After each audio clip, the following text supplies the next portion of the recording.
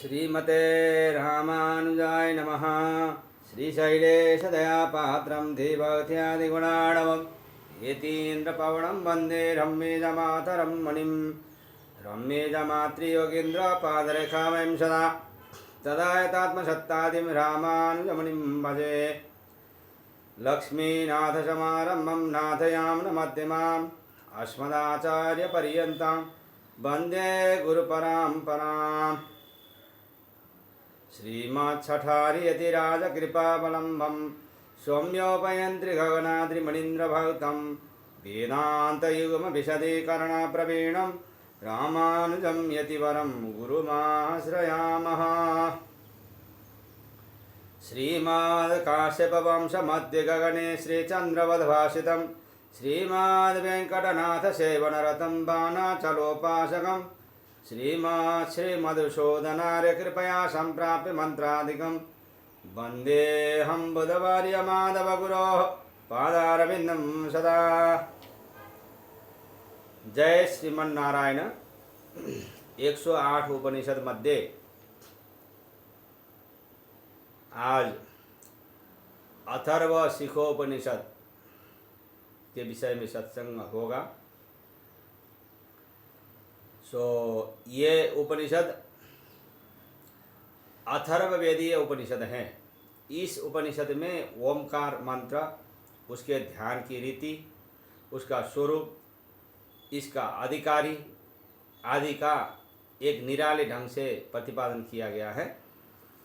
ओमकार के 4 पाद, उसकी मात्राएं, देव, छंद, अग्नि आदि का भी उल्लेख किया गया है। बाद में उस ओमकार के अनेक नामों की अन्वर्थकता भी बताई गई है। इसमें ओमकार की मात्राओं की जो व्याख्या की गई है उसमें थोड़ी सी अस्पष्टता मालूम होती है। चतुर्थ मात्रा के बारे में इसमें कहा गया है, स्थूल ह्रस्व दीर्घ लुप्तः, परंतु इससे पहले चतुर्थ्या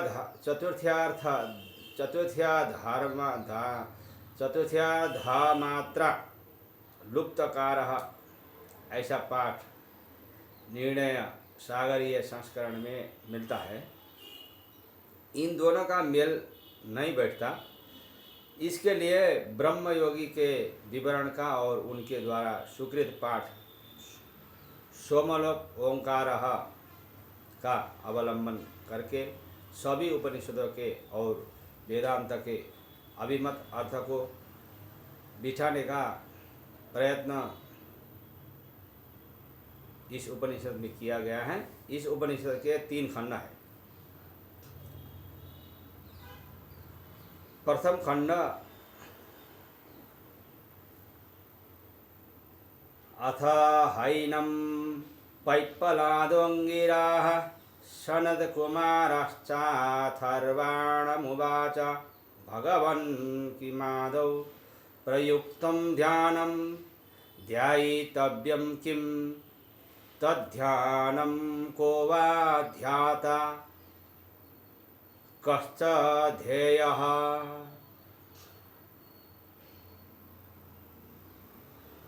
तब पिप्पलाद का पुत्र अंगिरा और सनत कुमार ने अथर्वा ऋषि के पास जाकर पूछा, हे भगवान, मुमुक्षुओं को पहले किसका ध्यान करना चाहिए? वह ध्यान क्या है? ध्यान करता कौन होता है? ध्यान का ध्येय, ध्यान विषय क्या है? इसके विषय में बताने की कृपा करिए। स एभ्योऽथर्वा प्रत्युवाच ओमित्येतदक्षरमादौ प्रयुक्तं ध्यानं ध्यायितव्यमित्येतदक्षरं परं ब्रह्मस्य पादाश्चत्वारो वेदाश्चतुष्पादिदमक्षरं परं ब्रह्म। तब उस अथर्वा ने इन सनत कुमार और पैप्पलाद से कहा, सर्वप्रथम अ उ म ओम इस अक्षर का ध्यान करना चाहिए।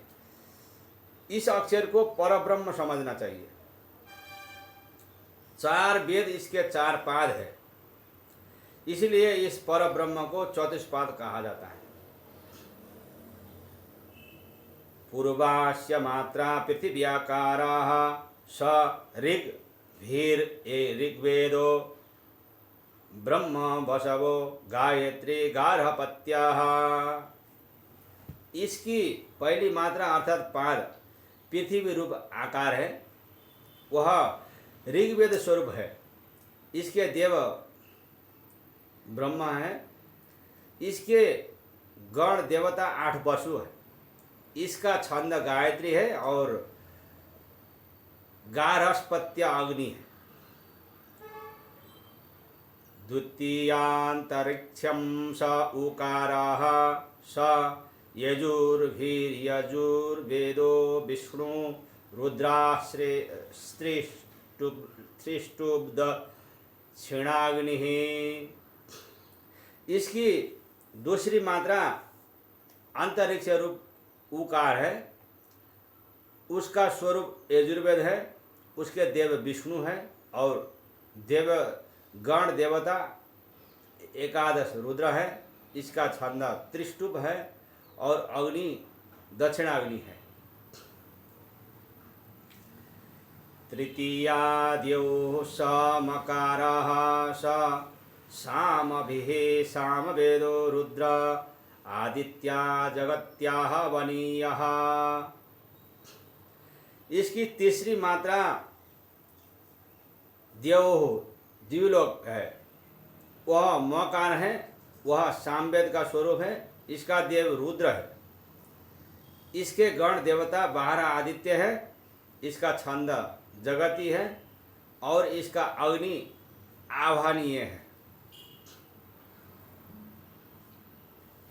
यावसानेस्य चतुर्ध्यार्धा स सोमलोक ओंकारः साथर्वणैर्मन्त्रैरथर्ववेदः संवर्तकोऽग्निर्मरुतो विराडेकर्षिर्भास्वती स्मृता। अंत में जो चौथी अर्थ मात्रा है वह सोमलोक रूप ओमकार अर्थात बिंदु रूप है, वह अथर्ववेद रूप है। उसके देव संवर्धक नाम के अग्नि है, गण देवता 7 मरुदगण है, विराट नाम का छंद है, एकर्षि नाम का अग्नि है। प्रथमा रक्त पीता महद ब्रह्म दैवत्या द्वितीया विद्युमती कृष्णा विष्णु दैवत्या तृतीया शुभा शुभा शुक्ला रुद्र दैवत्या यावसानेस्य चतुर्थ्यार्धा मात्रा सा विद्युमती सर्ववर्णा पुरुष दैवत्या। उनमें से पहली मात्रा धुंधली लालिया युक्त पीले रंग वाली है, दूसरी मात्रा चमकते हुए काले रंग वाली है और तीसरी शुक्ल वर्ण है। पहली मात्रा ब्रह्म दैवत्य ब्रह्मा रूप देवता वाली, दूसरी विष्णुदेव वाली तथा तीसरी रुद्रदेव वाली है। और इसके अंत में चौथी जो अर्ध मात्रा है वह चमकीली और सर्ववर्ण वाली है और उसका देव आत्मा है। स एष ओंकारश्चतुरक्षरश्चतुष्पादश्चतुः शिरश्चतुर्धा मात्रा स्थूलमेतद्ध्रासो दीर्घलुप्तम्। वह यह ओमकार इस प्रकार अ उ म अर्ध मात्रा रूप 4 अक्षरों वाला, विश्व विराट आदि भेद से 4 पाद वाला, 4 मस्तक वाला तथा 4 मात्रा वाला है। यह स्थूल, ह्रस्व, दीर्घ और प्लुत है। ओमकार की अर्धमात्रा सूक्ष्म है। ओम ओम ओम इति त्रिरुक्त्वा चतुर्थः शांत आत्मा प्लुत प्रणव प्रयोगेण समस्तमोमिति प्रयुक्तमात्मा ज्योतिः सक्रीदा वर्तते। 3 बार ओम ओम ओम ऐसा कहकर फिर चौथी बार प्लुतोच्चारण में आत्मा शांत हो जाता है और यह सब कुछ ब्रह्म ही है।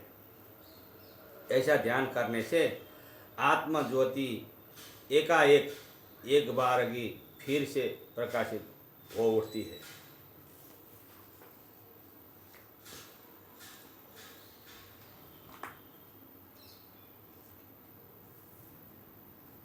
सकृदुच्चारित मात्रेण मुन्नामयति ओंकारः प्राणान् सर्वान् प्रलीयत इति प्रलयः प्रणवः भी हो जाता है इसमें, प्रलयः प्रणवः।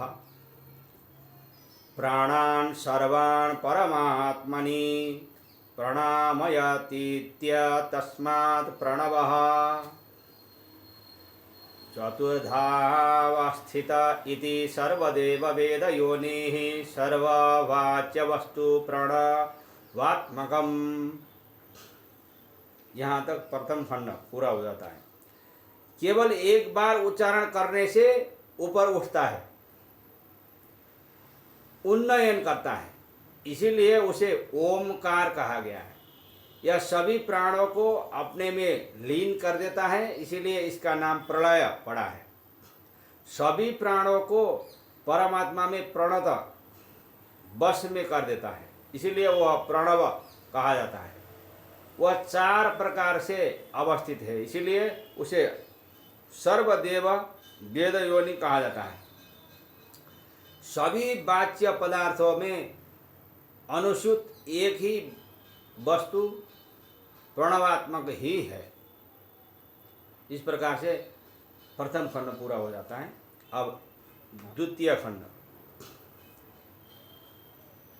देवाश्चेति संधत्तं सर्वेभ्यो दुख भवेभ्यः संतारयतीति तारणात्तारः।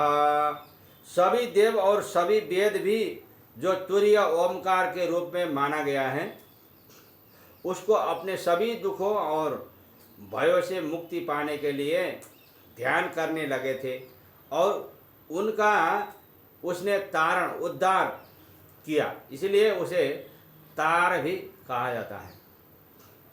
सर्वे देवाः संविशन्तीति विष्णुः। और भी इस तुरीय ओमकार में सभी देवता प्राणादि इंद्रियों के साथ प्रवेश कर जाते हैं, इसीलिए इसको विष्णु नाम से भी कहा जाता है ओमकार को।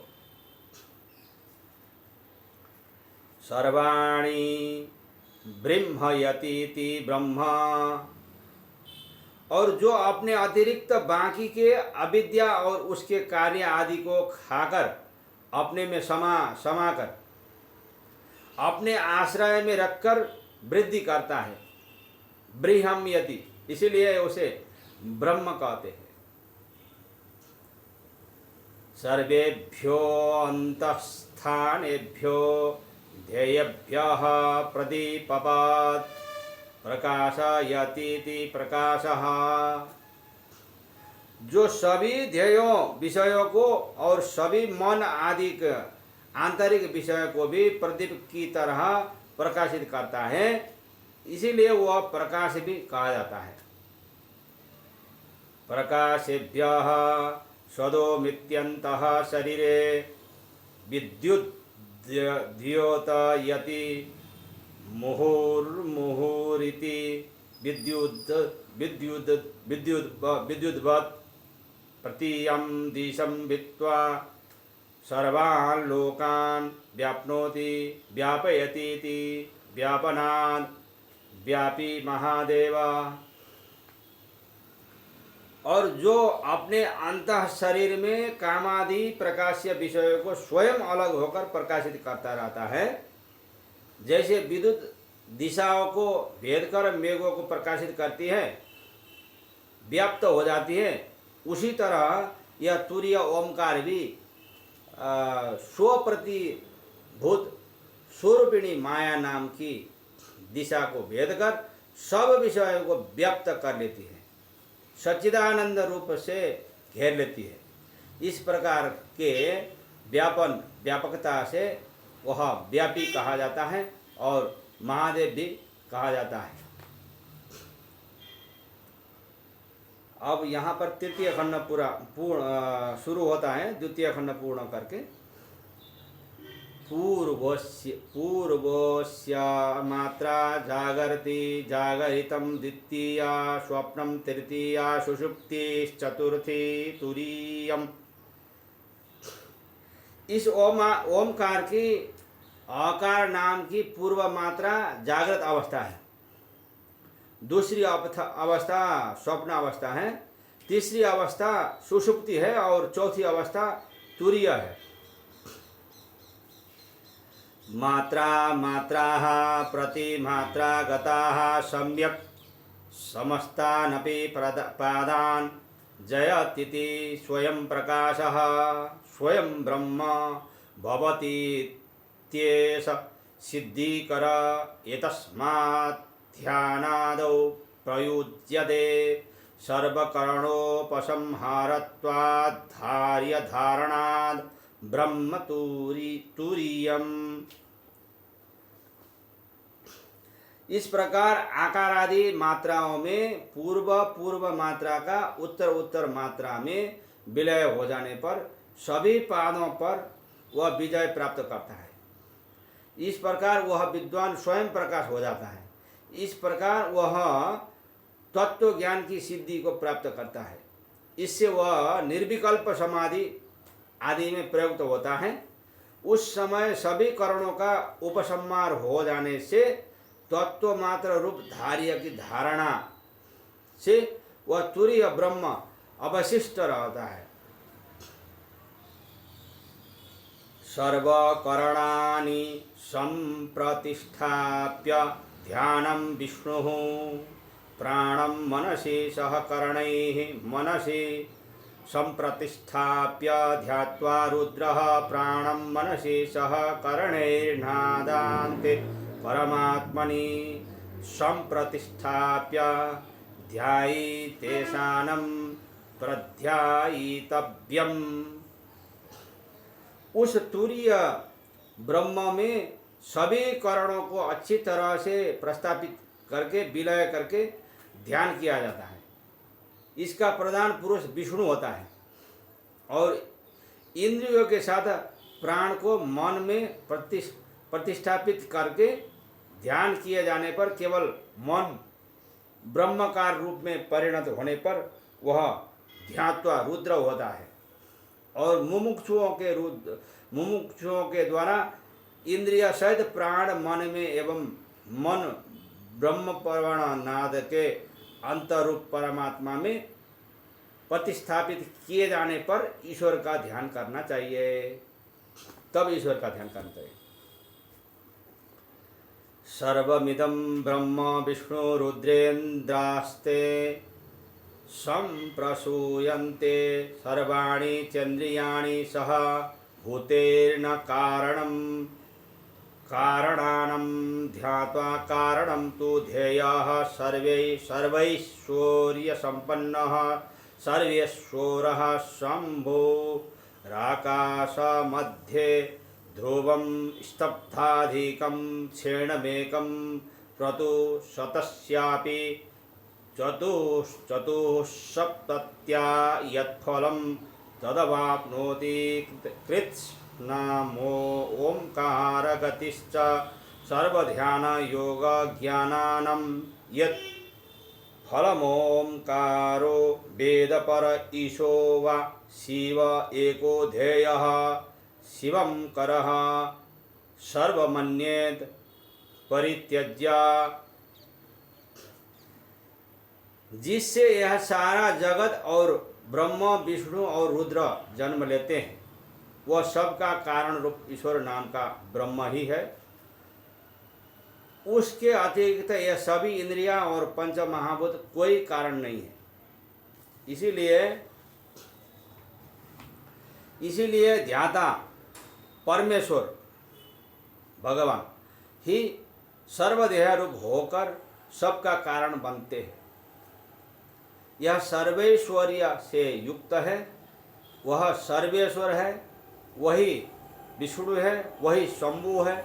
ऐसे शाश्वत आत्मा को जो कोई भी पुरुष अपने हृदय आकाश में एक क्षण या क्षणार्ध भी स्थिर होकर ध्यान करे तो उसको उसी स्वरूप की प्राप्ति रूप फल ही तो है।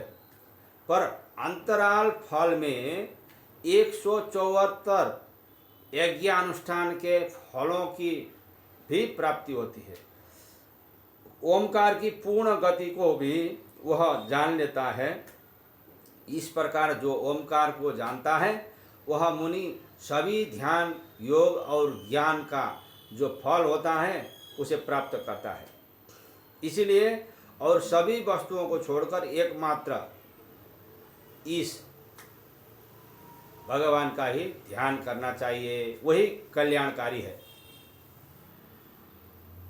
समाप्ता थर्वशिखा तामदित्या द्विजो गर्भवासाद विमुक्तो मुच्यते एताम द्वित्य द्विजो गर्भवासाद विमुक्तो विमुच्यत इत्योगुंसत्यमित्युपनिषत्। यहाँ पर तृतीय खंड भी पूरा हो जाता है। ये उपनिषद यहाँ पर आके पूरा हो जाता है। तृतीय खंड भी समाप्त यहाँ पर हो गया। यहाँ अथर्वशिखा समाप्त होती है। इसका अध्ययन करके द्विज गर्भवास से छुटकारा पाकर यहाँ भी जीवन मुक्त हो जाता है। उसका अध्ययन करके द्विज गर्भवास से छुटकारा पाकर यहाँ जीवन मुक्त हो जाता है। उपनिषद की समाप्ति के सूचक के रूप में यह वाक्य दोहरा गया है। यहाँ उपनिषद पूर्ण हुई। इसका सार में ओम भगवान विष्णु और ध्यान उन्हीं का, ओमकार का ध्यान करना भी उन्हीं का ही ध्यान बताया गया है। यहाँ पर ये उपनिषद पूर्ण हो जाता है। जय श्रीमन नारायण। अस्मद गुरु जय जय परम गुरु जय जय श्री सर्व गुरु रामानुज जय जय। श्रीमन्नारायण नारायण गोविंद गोविंद हरि गोविंद। लक्ष्मी नारायण नारायण गोविंद गोविंद हरि गोविंद। मुक्ति नारायण नारायण गोविंद गोविंद हरि गोविंद। वेंकट नारायण नारायण गोविंद गोविंद हरि गोविंद। रंग नारायण नारायण गोविंद गोविंद हरि गोविंद। जय श्रीमन्नारायण।